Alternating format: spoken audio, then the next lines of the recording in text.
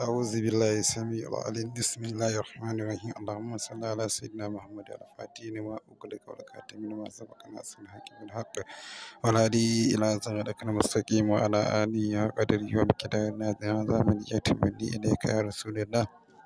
Assalamu alaikum warahmatullahi wabarakatuh. ‘Yan uwana na wannan gida na wannan majamu'a masu tarin albarka, manya-manyan malamanmu da waliyai da sha'irai da zakirai da ‘yan ƙananan almajirai irin mu, muna ganin yadda kuke addu'a da sauran jama'a a wannan gida, yadda kuke mana addu'a, kuke mana fatan alkhairi da godiya sosai, yadda kuke kiran mu kuke mana addu'o'i, kuke mana godiya. To Allah Ubangiji kuma ya saka muku da mafificin alkhairi alfarmar Sayyidus Sadati. Abinda kuke nema kuma Allah ya biya muku, sharrin mutum, sharrin aljan, sharrin makhluqati, abin ƙi, abu na Allah Ubangiji ya raba mu albarka annabi da alkur'ani.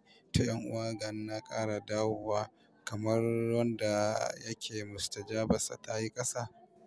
Kana so ka yi addu'a tamkar kun fayakun, to insha Allah ɗan uwa to kai aiki da wannan laƙanin.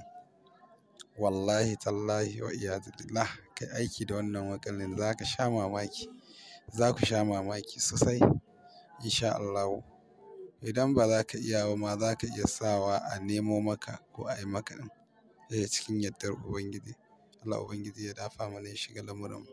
To ‘yan uwa insha Allah ba tare da ɓata lokaci ba, zan yi bayani akan wannan babban laƙanin. Ka san rashin mustajaba da tashin aiki yana ta abunan musamman mu almajirai, da dai sauran mu gaba ɗaya ba zan ware mu ba, da kowa ma nema yake a wajen Ubangiji. To Allah Ubangiji ya dafa mana ya shiga lamuran mu. To ‘yan uwa, yadda ake shi wannan aikin, ana so a samu lokacin da za ka shiga aikin ranar Lahadi ake so. Za ka samu geronka ko maiwa ko dawa da dai sauransu ko dorore ko ƙaura yauwa. To ana so ranar da za ka shirya ka, ai kun san gamji. To idan za ka tafi za ka sa jan kaya, za ka tafi da idan ka tafi za ka nemi alƙiblar wannan gamji, ma'ana gabar kenan. Za ka tori saiwar wannan gamjin ta gabar kenan. Idan ka tsone ta, to sai ka ajiye wannan geron ko maiwa ko dai ƙaura da ka je da ita, sai ka ajiye ta a maimakon sadaka. Idan ka ajiye ta maimakon sadaka insha Allah ɗan uwa, yadda ake sai ka taho da wannan saiwar. To a duk lokacin da za ka yi addu'a, za ka shiga addu'a, za ka ɗan ɓantar wannan saiwar, za ka tauna ruwan da komi ka haɗe.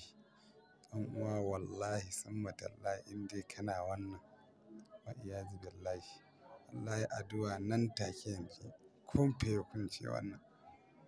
Wallahi in dai ka yi nan da nan ne kun fayakun ne.